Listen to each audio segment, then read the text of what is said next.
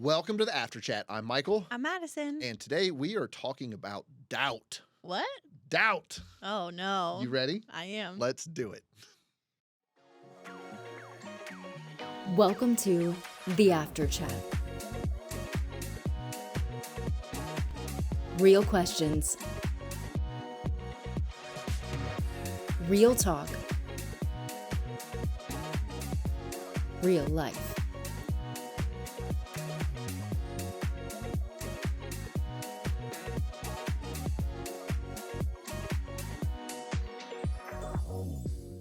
What's a food you shouldn't like, but secretly do?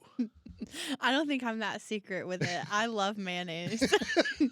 I will eat mayonnaise on just about everything. But in particular, I think the thing that weirds people out is like fries, dipping fries into mayonnaise. No, Some that's people are good. cool with it. Some people are really not. Like No. Ellis, biggest mayonnaise hater I know. No, mayonnaise and fries is good. I is. often I put it on hot dogs. Like Yeah, I will that's take, good, I yeah. will take. It's been a minute since I've done that, but No, yeah. So like on one side of a bun, you hit it with mayonnaise, and then on the other side of the bun, you hit it with ketchup, and then you drop the dog right there in the middle. Yeah. That's good eatings, folks. Oh, yeah. Like 100%. I'm not even really that much of a mustard person, but if it's combined with mayonnaise, I'll still eat it. See, I can't do mustard. I don't like it. The only mustard I will go out of my way to eat is like, I don't even know. It's like kind of sweet, not honey mustard, but like the Honey mustard's like the good. fancy stuff you get in like the jars. Oh, that's like the Grey Poupon? Well, no, it's like almost like unground. I don't know. They sell it at Aldi in like their charcuterie section, and Like it's a like Dijon situation? maybe because it is kind of sweet, but it's like the mustard seeds are not ground all the way and just like a smooth paste. It's like kind of like chunky. I don't know. It's good, but not my favorite. I'm not a mustard guy. Mayonnaise is my favorite though. No, that's good stuff. Yeah. Now, do you? No, I don't just- eat it with a spoon. Okay. No. Just checking. So I love it, but I also understand people who are grossed out by it, which is why I feel like I shouldn't like it as much as I do, because I struggle to get over the fact that it's really just blended eggs Yeah, and oil. that's good stuff. I can't believe that there's folks actually running around out there. Ellis. It's that Ellis. makes no sense to me. Ellis will leave a room if there's mayonnaise open.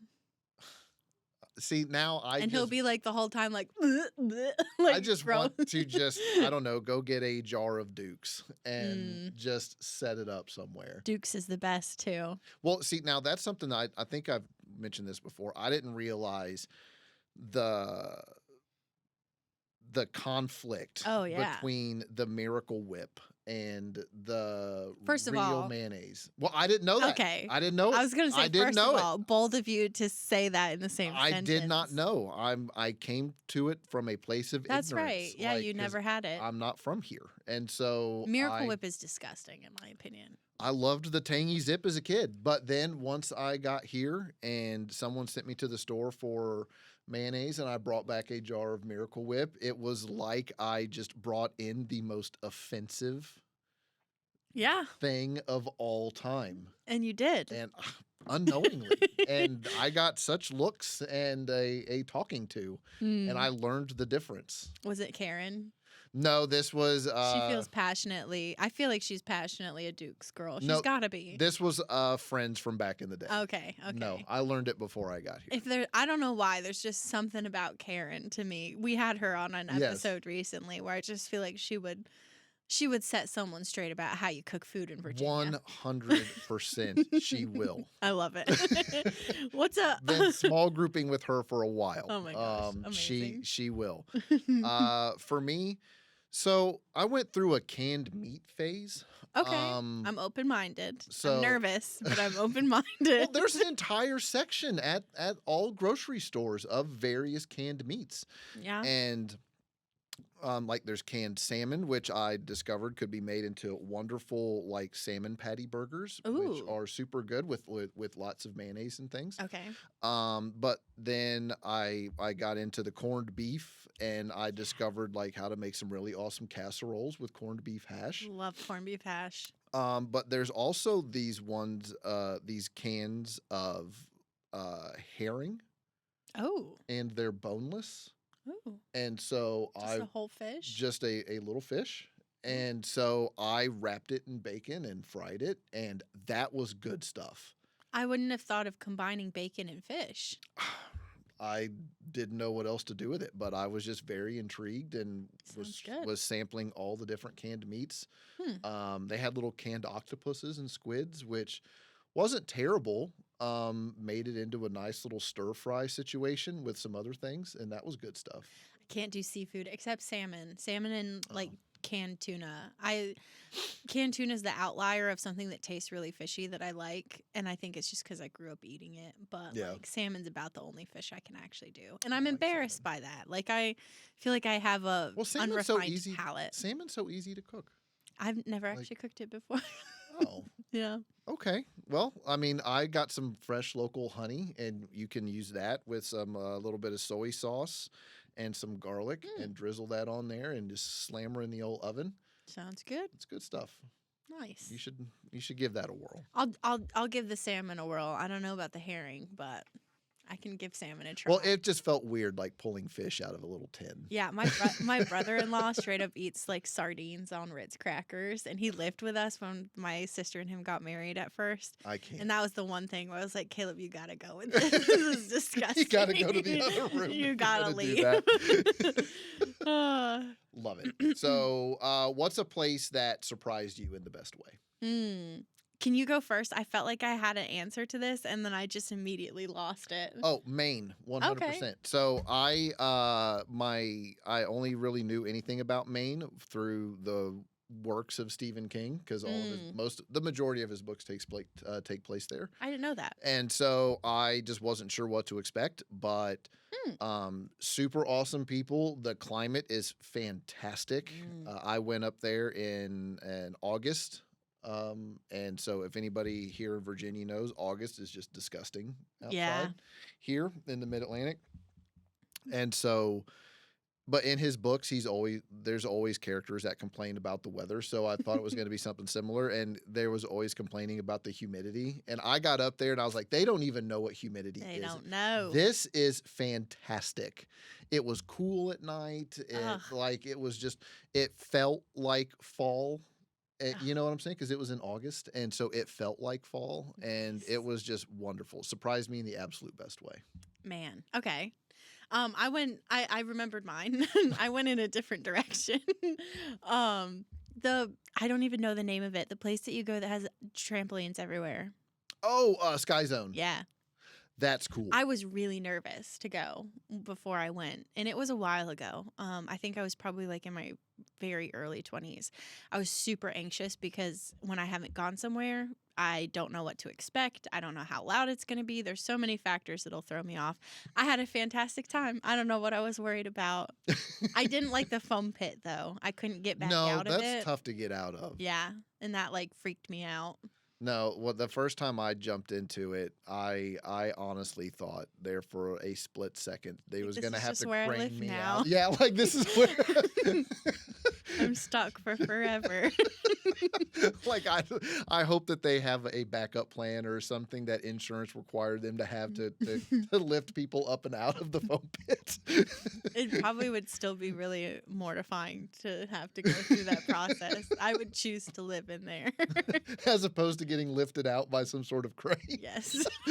Obviously, yes. Like they have some sort of pulley system like connected to the ceiling. I'd take a pulley system over a crane. Yeah. Something that they just lower and I grab onto, and three men just start like pulling me out. Yep. No, what the thing that got me about it was the bystanders that started cheering me on. And they're like, get you out? can do it. I'm like, shut up. Don't look at me. Don't look at me. It's so embarrassing.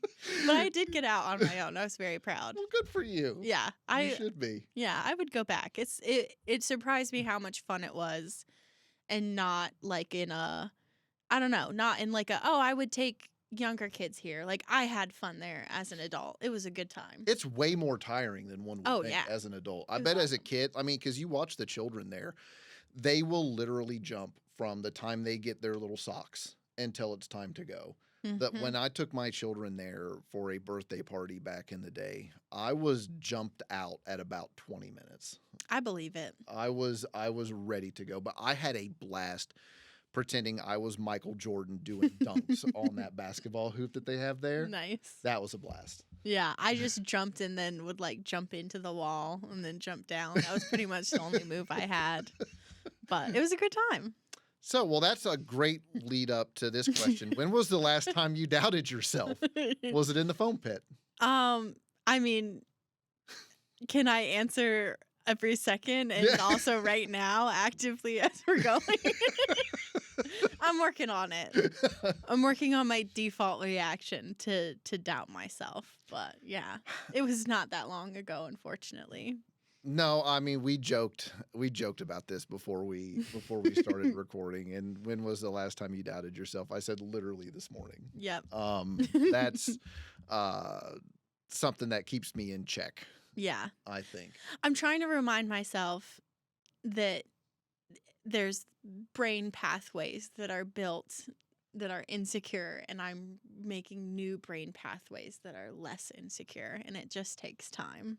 You know, I've been reading a book here lately. I've read it before, and something different about it always hits whenever I go through it. And it's Humility by Andrew Murray, and like crippling insecurity, which is something that that have mentioned here. I do struggle with that some. But both of those are self-focused. Like that is still self-focused and not focusing on the Lord. So it's kind of like the bizarro reverse, the bizarro version of ego and pride.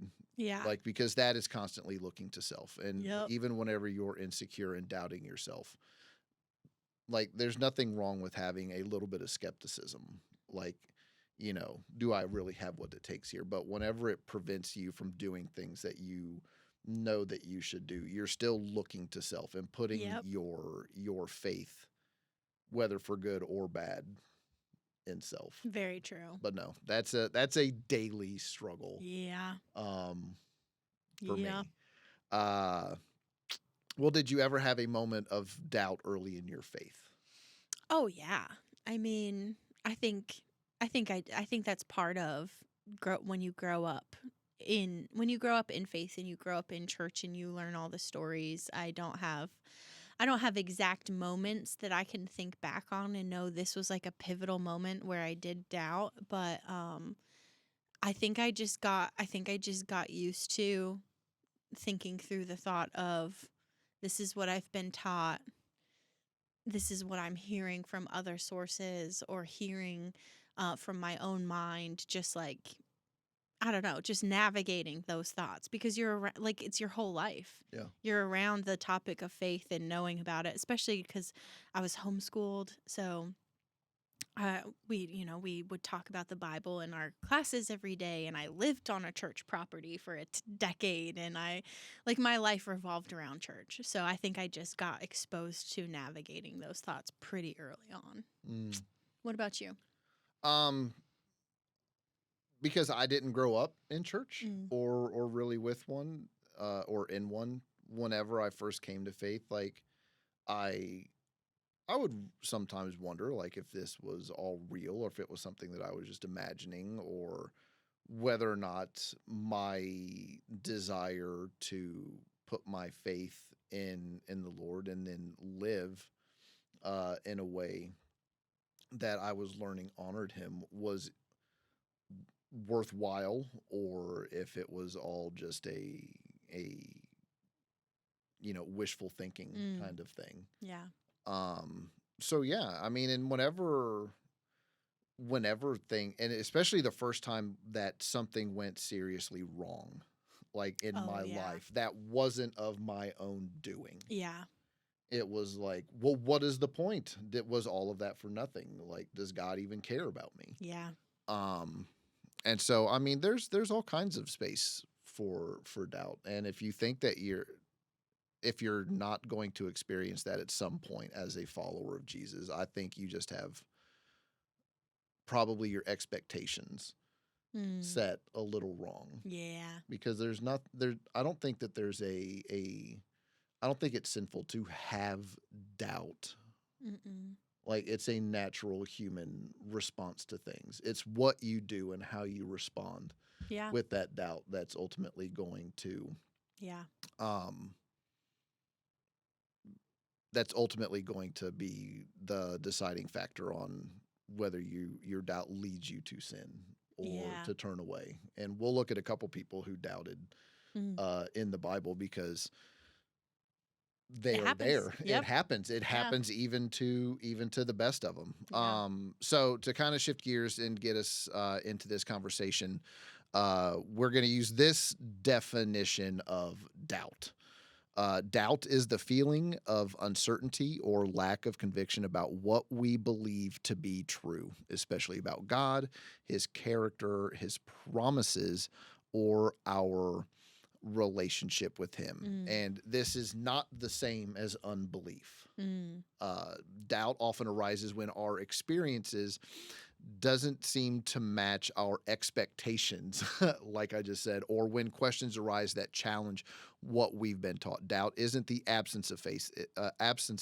It's the space where faith is tested and has the potential to grow deeper Mm. Good stuff. or turn you away. Mm. So some Man. common things that folks struggle with or doubt: is God really good? Mm. That's a big one. That's a doubt that a whole lot of people have. Is Jesus the only way to God? Mm. Is another big one. Have I really been saved? We did an entire episode Yeah. on that, Yeah. because that is a very common doubt that people have. Yep.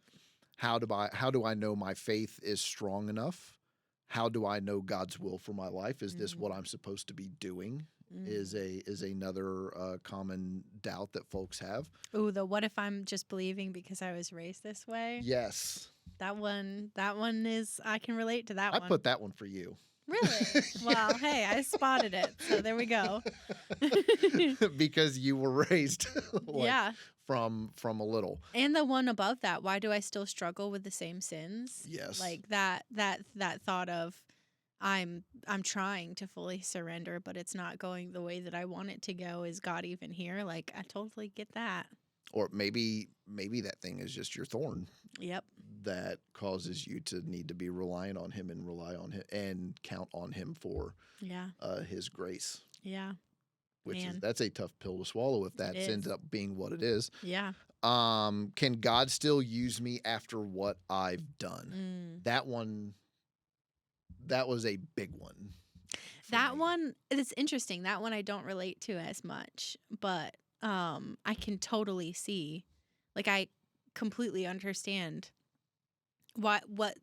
why someone would struggle with Yeah. that, but I don't. That's never been a hiccup for me. It's just interesting that different people have different things that kind of spark something in them. So, take us to the next section where we look at some folks that Yeah. have doubted in the Bible. Yeah, so one of the first that we have listed is John the Baptist. So this one's interesting to me because of how close he was to Jesus. That relationship of family member, cousin, like it's just so, I don't know, so close to him. He had to have known him. I'm imagining that there was some physical distance in their lives, just growing up in different areas, but he still had to have known him his entire life. And it's kind of I don't know, it's just, it makes sense to me that would be something that we would see kind of surface there. So, the context for this particular scripture that we have was John the Baptist was imprisoned, and he was sending messengers directly to Jesus to ask if he was actually truly the Messiah. So he was specifically looking for backup here, questioning Jesus's identity and mission. And you can read about this in Luke 7, verses 18 through 23. We're not going to read through it, but that's the scripture that you can find it. And God's response was that Jesus pointed to all of the evidence of his works, and then he affirmed John's significance in the mission in particular. As the one that was going to be paving the way and setting Yep. up folks for him. Which I love. I love that he didn't just say, hey, I understand what you're feeling. I understand what the thoughts that you're navigating. Don't worry, I'm it. But he also followed it up with encouragement for John in particular, I think is really powerful. And I think that's I've always imagined it a little bit different. So I always imagined them kind of knowing each other growing up. Maybe he saw, something in Jesus that made him feel comfortable enough to go out there and to start his ministry. And then, and I kind of thought of this about myself because, now I'm in it, I'm believing him. And then whenever my life kind of went sideways, it was like, is he even who he says he is? Because that's what I'm imagining John going through there. And I mean, everybody approaches this stuff with their own background and baggage and everything else. So I'm imagining John sitting there in prison thinking, was this all for naught? Am I sitting here? Because he's going to meet a horrible end. Oh, yeah. And where, on a platter, and there's all sorts of portraits and pictures and paintings you can view of it. But just wondering if this was all for nothing. And I loved that Jesus pointed to his works and then, like you said, affirmed what John was doing and the life that he had lived and what he had done to get the kingdom going and, playing his part in getting that Jesus' mission going. Yeah, I do get that. I don't know why. I just always pictured them having known each other, particularly with how Jesus responds once John the Baptist is taken out of commission. It just seems like there's something really like a deep bond there, almost to where I pictured he's had to wrestle with this before he started his ministry. I imagine them growing up to. I'm sure they weren't attached at the hip because they're not brothers. But I just picture them, maybe talking as teenagers and envisioning their future and learning more about Jesus and then just wrestling with his own thoughts ahead of time. And then I see that as a final reach out of I see it less as I'm wrestling with this because everything's gone to crap, but more like everything's gone to crap. Are you still there? Are you still with me? I feel it just swings a little bit more emotional to me. Yeah. Yeah, I guess we don't really know. That's kind of the fun part to think through because we won't know until we get to heaven. But I think what I love about it is that whether you approach it from this way or that way, you still get the same thing that Jesus loves him, cares about him. Yeah. And is saying, hey, what you've done mattered, even if you find yourself there. And then after he got that affirmation, John was it is what it is, and I know that I'm not alone. Yeah, that's true. Which is ultimately where we need to get to when things go go sideways. Yeah. Yeah, I think it's a great example too because it Jesus didn't swoop in and fix it all for him. It still went the direction that it was going to go and he was martyred, and it's just, to me, it's a good example of pushing through and navigating your thoughts regardless of how the situation is continuing to go. And he didn't send his messengers back and say roast him for thinking this. He provided an answer. Yeah, which is beautiful. Yeah. Really beautiful. Next one. All right, so next up is Peter. This one, I think, to me, this one would pop up in my mind before John. I think John the Baptist is a great example, but this one to me is like a quintessential moment of doubt, just because of the story, the timing, the fact that it's Peter. Peter is, I don't know, he's a little chaotic, and I respect him for that in a weird way. Of like, I enjoy reading the Bible and looking for the messy folks because I see myself more in them and how they interact. So, Peter walked on water towards Jesus, but he began to sink when he saw the wind. We can read about this in Matthew 14, verses 22 through 33. So there's a huge storm. They see Jesus, him and the disciples. They see Jesus off in the distance, and they're like, "Who's that? What's going on?" They think that he's a ghost. They're freaked out. And he finally, once they can actually speak to him, he basically says, if it's really you, tell me to come to you. So he walks on water to Jesus, and then he sees the wind and the chaos, and he takes his eyes off of Jesus, and he begins to sink. So he doubted Jesus's power to keep him safe and keep him walking and afloat. And he doubted his presence there with him in the middle of the storm. So Jesus, of course, immediately catches him, and his reply is, "You of little faith, why did you doubt?" Mm. That one's like a little bit of a, oh, that's much different than his response to John the Baptist. Yes. It's a little bit more, it's significantly more heavy-handed. I think that the fact that Peter also didn't answer, Mm-hmm. like at least in Matthew, like I mean, there's no response from there. I bet he was crushed.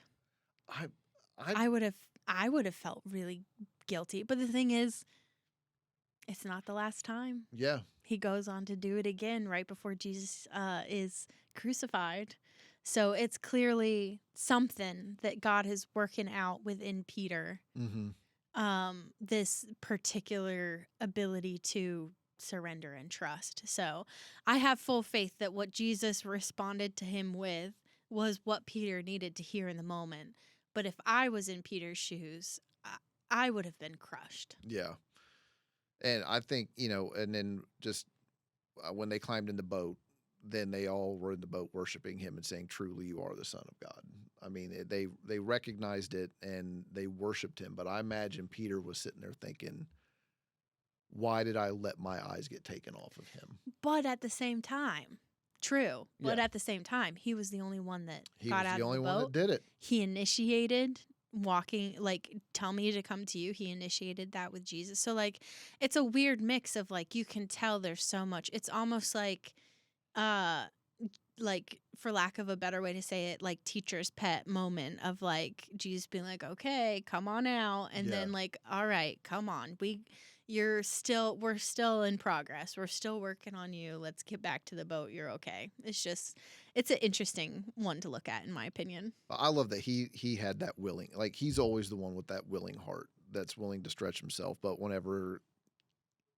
but I mean, that's the only way you're going to grow. Yeah, I think that's why we see Peter in so many situations where he is like reprimanded and messy, is because he was the one that was actually like trying and brave. Not that the other disciples weren't doing what they should have been doing, but we can just see really, really well in Peter that failure is a part of growth.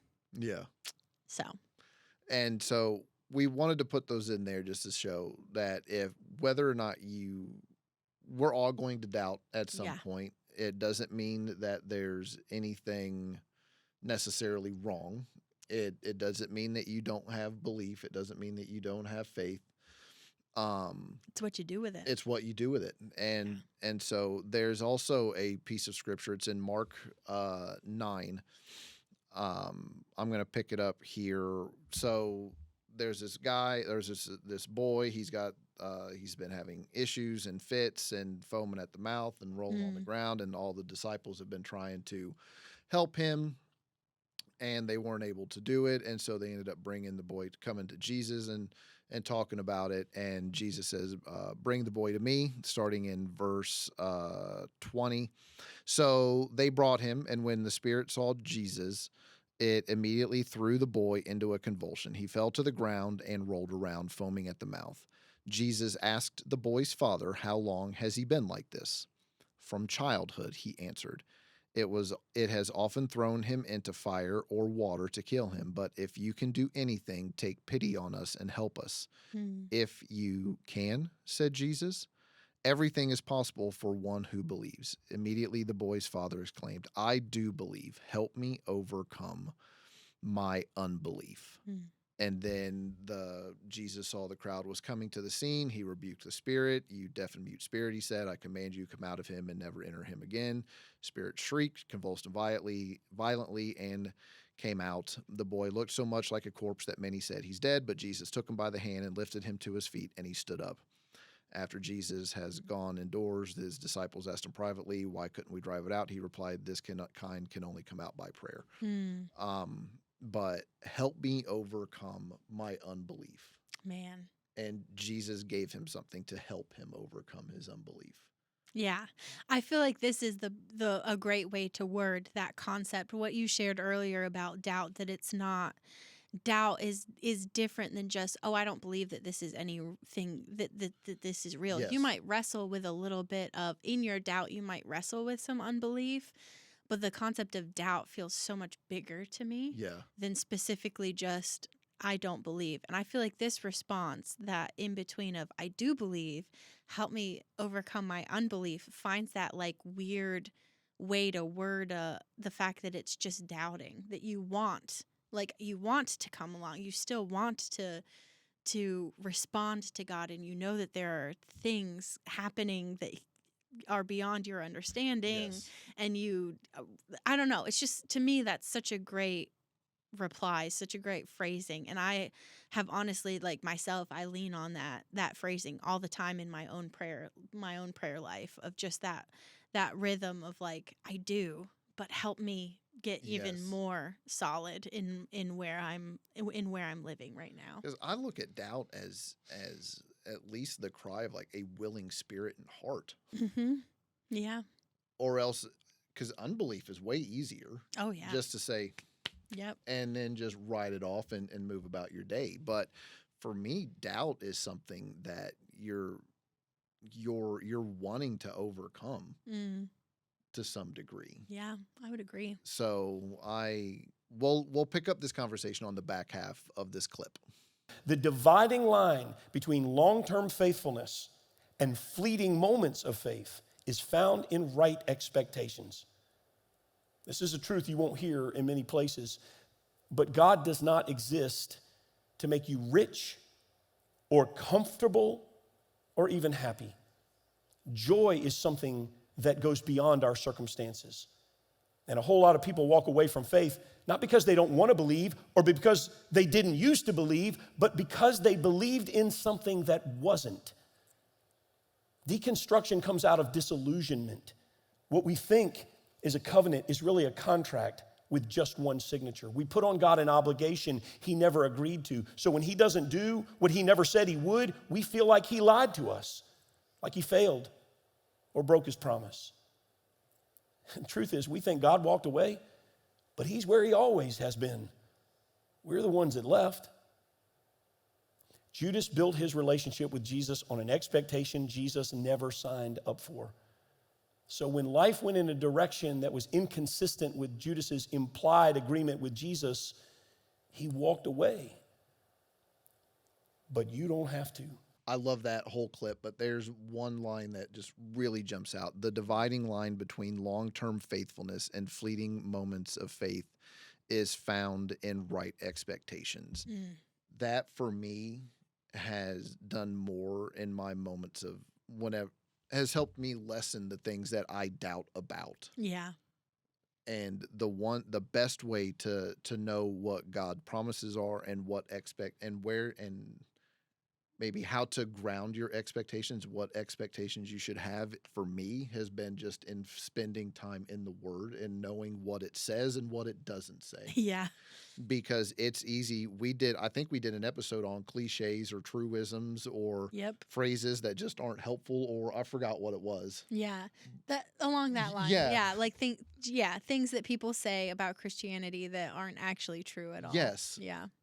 And once you realize that most of that is, a bunch of it is nonsense, Yep. it's no wonder people get their feelings hurt, because they don't exactly know what they've signed up for Yeah. by professing faith in Christ. And Jesus even warns us about this. Like, Yeah. you wouldn't build a house without making a plan and having all of this, because when something comes along, they're going to say, oh, well, he didn't even finish what he started, Yep. and stuff like that. So, knowing what to expect has Yeah. been a big help for me. Oh, absolutely. Yeah. I think that it's easy to get lost in, at least for me, it's really easy for me to just kind of spiral down into my own thoughts. And even when I have that backup of knowing who God is and what he says he will do for us in the Bible, I need some more backup sometimes. So I really have to I have to get it out of my brain. And I think that's something that I've seen a lot of growth in the church, just like not our church in particular, but the church in general. Big C. I think it was for a very long time not okay to talk about your concerns or your fears or what you were wondering about, what you were questioning God about. I don't know where it came in, but it seems like it just popped up, and it was such a common thing in organized religion for it to be like, this is the way that it is, and you can't ever question it or wonder or deconstruct what you thought. And so the other end of that I see a lot of improvement on, particularly in churches like PCC here in other spaces, where we purposefully say, hey, like, that's allowed. Let's talk about it. And then Yes. having an open conversation with other people. I lean on that a lot whenever I'm wondering, if I'm questioning something about how God's character is appearing to me based on my current life situation. I'm gonna need to talk to somebody about it, and just let them hear me, and then they get to respond with the, well, have you thought about this? Well, have you thought about this? Well, the Bible says this. And then I just get a chance to empty my brain and then have it refilled with everything that's actually going to get me somewhere. Yes. No, this being the only church that I've ever been at or worked in, hearing people express that, Yeah. like, it is okay for me just to come and just ask questions, and you're not going to judge this, that, or the other. Like, no, let's just sit down and talk about it. Yeah. That for so many people is such a gift. And Yeah. for me, it was something that I always just took for granted and thought was Yeah. common, until I learned Yeah. that it's not.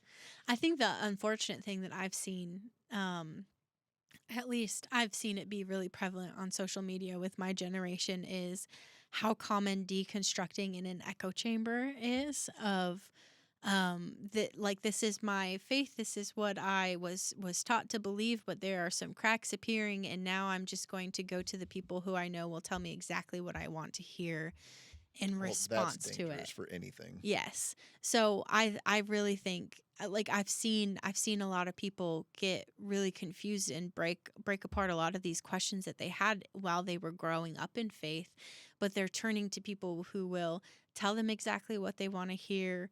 It's very, I don't know, it doesn't feel like it's setting them up for success. And I just wish that they had been in spaces that allowed them to ask those questions when they popped up at whatever age they were at, and just actually hear them out and listen, because then it may not have snowballed into something that is so much more dramatic and full of pain and frustration. Yeah, it's a huge bummer, but. Well, no, most folks do that whenever they're looking for somebody to justify something that they know they probably shouldn't do. Yeah. that sounds like doctor shopping. Well, hey, social media is a really great No, place to do that. I mean, so they, yeah, no, it Yep. really is. Yeah. It 100% really is. Mm. But the other thing is that was helpful for me whenever I was going through periods of doubt and wondering if what I was trying to do was worthwhile, or dealing with my issues whenever I had various phases in my life kind of fall apart, Mm. parts of my life fall apart as I was moving more into a deeper discipleship of Jesus. That doubt doesn't disqualify you, Mm. That's good. because Yeah. Jesus didn't demand flawless belief from anybody. I mean, It's true. Yeah. and the Lord saw, I mean, you see that especially when you look at some of the judges, like Gideon being one, who was constantly motivated and fearful by fear, Yeah. was a big motivator from him. Moses sought to disqualify himself over and over again, and Yeah. the Lord met him where he was. He didn't just let him skate on it. Yeah. But the other thing that really jumps out to me is the first Passover at the 10th plague, Mm. right? So even if they had doubted or had some little bit of doubt in Yeah. their mind whether or not it was going to be successful, if they put the blood of the lamb on their Yeah. doorpost, They like were he good. still passed over. Yeah. Like their little bit of belief Yeah. led them to experience a legit miracle and act of God. Yeah. You know what I'm saying? Like that's good, yeah. huge. Yeah. That's huge. He didn't demand flawless belief in it.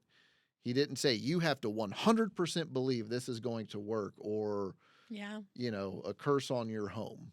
That little bit of belief led them to act. Yeah. That little step of faith Yep. caused them to experience something amazing. And so Mm. having doubt doesn't disqualify you. Like it just doesn't. And there's nothing in scripture that I can see where Yeah. that's true. If if it was, then Yeah. man, we really missed that on some of the plot lines, because I feel like that's so much of what the Bible like sets up. So much stuff that not only tells us about God's character and how he responds to things like that, but is like a direct representation of like, hey, someone even as messy as you Yes. led a nation to escape from slavery, like all like so many Or- different places, like Or to make it more everywhere. personal, someone as messy as you can break generations of trauma in Yep. your family by choosing to go out on faith and follow, even if you have doubts about whether or not it's going to be worthwhile. yeah, Like someone as messy as you can break something like that, yeah, you know. it's good stuff. And that's awesome. Yeah, Because you're and you can also, someone as messy as you can help other people grow in their faith and help them to do the same thing that you're trying to do in your own family. yep, it's good stuff. That's good stuff. Yeah, man. So, if you have questions or anything, or you're struggling with doubt in a certain area, we would love to help you. Like there's folks here that you can talk to. You can contact both Madison or myself. But we'd love you. It doesn't disqualify you if you have questions. Like there's somebody here that is willing to talk to you. Yeah, and the worst thing that you could do is not actually bring it to the surface and explore it. The worst thing that you could do is shove it down. But there are so many examples of people wondering and questioning and being met exactly where they're at with exactly what they needed, and it's not wrong. No, I've thought of something whenever you said that. Like, you know, there's so many people that just try to bury it down deep and just keep an eye on it. Yeah. Like that's not helpful. How, it doesn't ever do anything. Like, nothing I've ever stuffed down deep. It just Nope. said I'll circle back, or I'll keep an eye on it, or pretend it's not there. it doesn't work. It never works. It always has exploded Yep. in a massive mess up. That it results in something 10 times worse than had I just actually just talked to someone Yep. in the first place. Very true. So that's our go-do. Find Yep. somebody to talk to, ask your questions to. If you need somebody, you can reach out to us through our website or leave us a message here, and we would be more than happy to have a conversation with you. There's a link down in the show notes to a spot where you can give us some feedback on the episode or just the podcast in general. If you do and we read it, we will send you an awesome mug. Ooh. And we'll be back here next week for another episode of the After Chat. Bye. Thanks for joining us for The After Chat. If you enjoyed this episode, share it with others, post about it on social media, or leave a rating and review. To be the first to hear our next episode, be sure to hit the subscribe button and get notifications for new content. You can also follow us on social media on Instagram at PCC Wired and Facebook at Passion Community Church. For additional resources and links, check out the description. Thanks again, and we'll see you next time on The After Chat.